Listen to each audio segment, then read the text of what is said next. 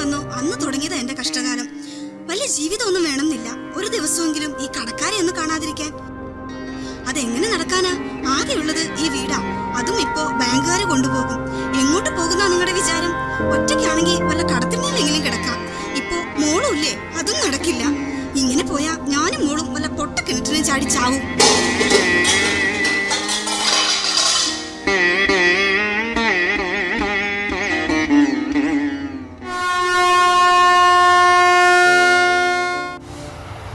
മാപ്പ്. നിനക്കായി ഞാൻ ഒരുക്കാമെന്ന് പറഞ്ഞ സ്വർഗം തീർക്കാൻ എനിക്കിനി ആവില്ല. ആത്മഹത്യ ഒരു തോൽവിയാണെന്ന് എനിക്കറിയാം.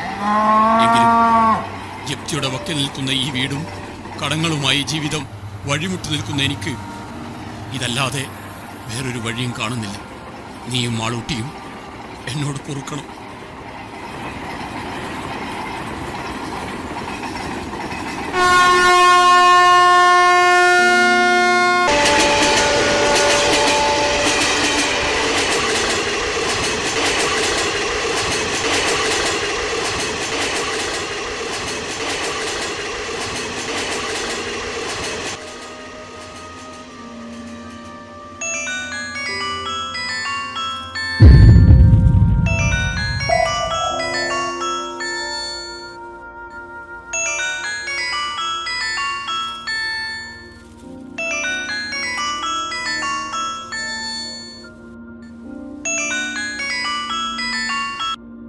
ഹലോ അച്ഛാ, നന്ദൂട്ടി എത്ര നേരമായി വിളിക്കുന്നു?